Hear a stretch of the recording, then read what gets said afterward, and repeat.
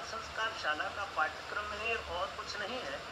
बस इतना क्रम है कि भारतीय सांस्कृतिक जीवन को कैसे मानवीय जीवन में उतार दिया जाए, इसको प्रयोग के रूप में ले जाए।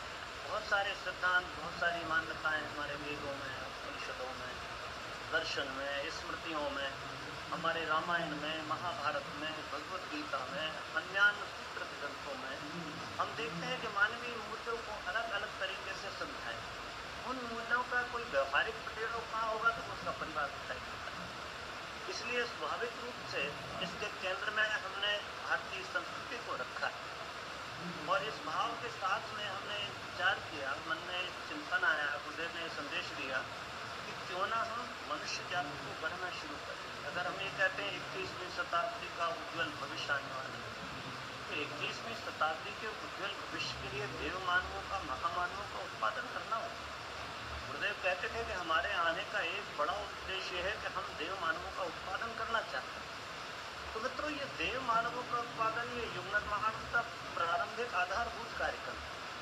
तो देव मानवों का उत्पादन कैसे हो, इस पर फोकस किया गया। तो हमको स्वाभाविक रूप से हम सबका अगर युग निर्माणी होने के नाते भी हमारा अगर कोई पुरुषार्थ कहें, बहुत प्रथम प्रयास कहें, तो प्रथम प्रयास हमारा देव मानवों का उत्पादन है। यदि किसी परिवार को दृष्टि में रख के सोचें तो हमारी प्रत्येक चेष्टा, हमारा प्रत्येक उद्यम, हमारी प्रत्येक कोशिश, हमारा रात दिन की जी तोड़ मेहनत अंत में इसी बात पर आकर टिक जाती है कि हम अपने बच्चों को खुशहाल देखना है, हम अपने परिवार का नाम आगे बढ़ाना है, हमारे कुल का गौरव विकसित करना है। ये सब चीज़ें कहीं ना कहीं आने वाली पीढ़ी से। तो यदि हम चाहते हैं कि युग निर्माण का उज्ज्वल भविष्य और सतयुगी वातावरण आए, तो हमको सतयुग जैसे देव मानवों का उत्पादन करना पड़ेगा। और ये जो हमारा एक बहुत बड़ा हम लोगों ने जो प्लान कर रहे थे, इस बात पर चिंतन कर रहे थे श्रद्धेय के साथ में, तो ये बात आई थी कि मात्र किसी एक वर्ग को छूने में से काम नहीं चलेगा। या आपने गर्भावस्था में छू लिया तो उससे बात बन जाएगी, या आपने किसी बच्चे के लिए कुछ कर लिया उससे बात बन जाएगी, नहीं। एक तो हमको पूरे जुड़े हुए संबद्ध समाज को सोचना पड़ेगा। तो उसमें स्वाभाविक रूप से बच्चा आता है पहले तौर पर, जो बालक के लिए हम कर रहे हैं, केंद्र में वो बैठा हुआ है। दूसरा, उसके माँ बाप आते हैं, उनके साथ भी संवाद हो, उनके भीतर भी उस चीज़ की ललक हो कि वो कुछ करना चाहते हैं। तीसरा, वो परिवार का वातावरण है, जो जिस वातावरण में ये सांचे में ये बच्चे ढलते हैं वो परिवार सांचा ही है। चौथा, हमारा स्वाभाविक रूप से संबद्ध समाज है, हमारा अड़ोस पड़ोस है, हमारा गाँव है, मोहल्ला, तो वहाँ पर भी इस तरह का सहयोग उभर करके आए। पांचवा देखते हैं हम कि हमारा जो संस्कारों की परंपरा है, हमारा धर्म है, हमारे रीति रिवाज है, उन पर भी बहुत महत्व रखता है। ऊपर परंपराओं में, प्रथाओं के बीच में पलने वाले बच्चे वैसे ही कुसंस्कार सुनते चले जाते हैं, कुछ बनाने की आवश्यकता है। और छठवां जो दिखाई देता है वो हमारा शिक्षण का तंत्र दिखाई देता है। शिक्षा का क्षेत्र जो है वो ऐसा लगता है कि उसका संबंध सिर्फ धन कमाने से रह गया। शेष जो मनुष्य के निर्माण की बात हुई, मानवीय चेतना के विकास का जो क्रम था वो उससे छूट गया। पूरा समाज जुड़ा हुआ दिखाई देता है, कोई वर्ग ऐसा नहीं है जो बच्चे के साथ अछूता। तो यदि हम बच्चे के विषय में सोच रहे हैं तो आइसोलेट होकर नहीं सोच सकते कि हम सिर्फ बच्चे का विकास कर लें, वरन मनोवैज्ञानिक दृष्टि रखते हुए हमको समाज के हर वर्ग पर, जो भी वर्ग हमारे बच्चे के संपर्क में आने वाला है, जो भी घटक इसको प्रभावित करने वाला है, हर घटक पर कोई ना कोई प्रयास करने का आवश्यकता है। युग निर्माण इसी का नाम है मित्रों। युग निर्माण के 100 सूत्र हैं। आप कल्पना नहीं कर सकते कि 100 सूत्रों के पीछे क्या योजना रही होगी। अगर हमने किसी एक सेक्टर विशेष को डेवलप कर लिया है तो दूसरा सेक्टर अगर आविष्कृत पड़ा है तो कभी भी ये दोनों का विकास नहीं होता, संतुलन नहीं बनता, एक स्थायित्व नहीं बनता।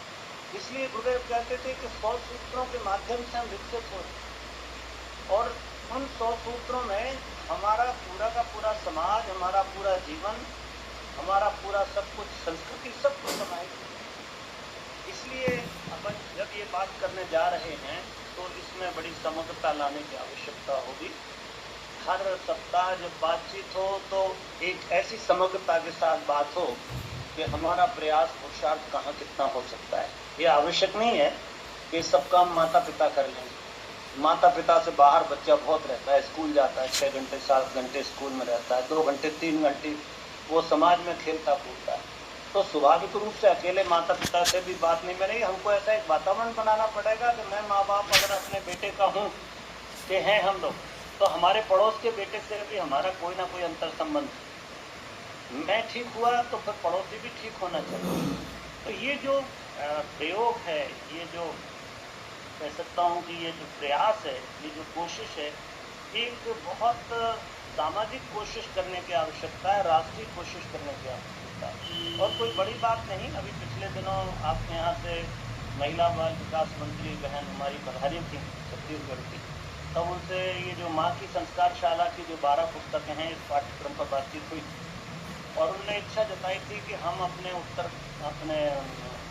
छत्तीसगढ़ में ये जो आंगनबाड़ी का ICDS के जो प्रोजेक्ट चलते हैं, आंगनबाड़ी बाल वाटिका बालवाड़ी, तो इसमें हम इसको इंट्रोड्यूस करते हैं और ये उन माताओं तक पहुँचे, उस गांव तक पहुँचे जहां बच्चे उनके पास आ रहे हैं, उनको कैसे वो ट्रीट करें। तो बहुत सारे पाठ्यक्रम बने थे बच्चों के लिए, तो पाठ्यक्रम कॉमन नोट्स हम बनाते हैं, पर घर के माता पिता, दादा दादी, नाना नानी, चाचा चाची के लिए भी तो कोई मार्गदर्शन की जरूरत है, जो उसके साथ में प्रयोग में है, जीवनचर्या में उसके साथ जुड़े हुए। इसलिए इस भाव के साथ में जो आप दीदी उच्च राष्ट्रीय चरित्र के अभाव में भटकते हुए दुनिया में जितने युद्ध हो रहे हैं, वो सब युद्ध और कुछ नहीं, किसी अव्यवस्था, किसी आवश्यकता को लेकर नहीं, एकमात्र मानवीय अहंकार के कारण सब कुछ घटित होगा। ये आपस में अहंकार टकरा रहे हैं और सारी दुनिया ये आग में झोंकती जा रही है। न जाने कितने निर्दोषों की हत्या हो रही है, समाज में ऐसी विकृतियाँ उत्पन्न होती चली जा रही है। तो ये जो इस तरह का काम है, मुझे याद आता है, मैं उसका एक महामानव का, जिसको कहते तो लोग महामानव है, परंतु यद्यपि उसका काम है, नेपोलियन के विषय में पढ़ रहा है। तो नेपोलियन के विषय में कहा जाता है कि उसकी हाइट बहुत कम थी। हाइट कम थी तो वो ये कोशिश करता था कि मैं सबसे ऊंचा दिखूं, और वो ये कोशिश करता था कि मैं सबसे ऊंचे पद पर बैठूं, मेरी चेयर सबसे ऊंची हो, ताकि मैं दूसरों से ऊपर दिखाई दूं। ये जो छोटी सी महत्वाकांक्षा थी, सारी दुनिया में हाहाकार में छप गई। तो मित्रों, ये छोटी छोटी बातें हैं, अगर ये बातें हमसे बिसर जाएं, ये चीजें अगर हमारे पकड़ में नहीं आए, तो समाज कहाँ से कहाँ चला जाता है जिसकी आप कल्पना नहीं कर सकते। आज सच में बहुत कुछ है, माता पिता से कुछ बात करनी है, समाज से कुछ बात करनी है, शिक्षा शास्त्रियों से भी हमको बात करनी होगी, पारिवारिक वातावरण को कैसे समृद्ध बनाया जाए इस पर चर्चा करनी होगी, बच्चे की दिनचर्या को कैसे व्यवस्थित किया जाए, मानवीय मूल्यों का कैसे रोपण किया जाए उसके भीतर, ऐसी कौन सी तरीके हों कि ये सब काम अपने आप होने लगे। अभी जो जैसा आदरणीय कुंती दीदी कह रही थी कि बच्चे तैयार हो जाएं तो माँ बाप तैयार नहीं, वो कहते हैं कि पढ़ाई का बहुत बोझ है, तो इस पर भी चिंतन करना हो, इस बोझ को ढीला कैसे किया जाए। बच्चे के माथे पर अगर इतना होमवर्क है, इतना स्कूल टाइट है, तो स्वाभाविक रूप से एक रविवार का दिन मिलता है, उसमें बच्चा अपने मुक्त होकर के खेलना चाहता है, उसमें भी कोई बंधन हो जाए तो बात बनती नहीं है। तो कार्यक्रम बनाते समय ये भी सोचना पड़ेगा कि वो एक बंधनकारी एक वजन ना हो, वरन वो क्लास एक ऐसी हो कि रिफ्रेश करती हो बच्चे के भीतर की चेतना को एक बार मुक्त कर देती, वो बच्चे को नए तरीके से सोचने के लिए, फिर से रिफ्रेश होने की कोई ऐसा बटन दब जाए उसका, तो वो अगले सप्ताह की फिर से रिफ्रेश होकर के समाज में लौट करके जाए, परिवार में लौट के जाए। तो हमको इन सब बातों पर विचार करने की बहुत बड़ी आवश्यकता है मित्रों। और जैसा कि इस समय हम देखते हैं, माँ बाप लगे हुए हैं बेतरतीब, बिना सोचे विचारे बच्चों में खर्च करने पे, बच्चों पे इन्वेस्टमेंट करने से, बच्चों के लिए सुविधाएं जुटाने से। तो ये मैं आपसे कहता हूँ, आप अगर बैंक में भी खाता रखते हैं, तो बैंक में अगर डिपॉजिट ना हो आपके खाते में और चेक फाड़ दें आप, तो ये कोरा चेक आपके लिए मुसीबत बन जाता है। आजकल तो कानून बन जाएगा, आपको जेल की हवा खानी पड़ेगी। तो सच में समाज में जो बच्चे को लेके आ रहे हैं आप, कोरे चेक फाड़ने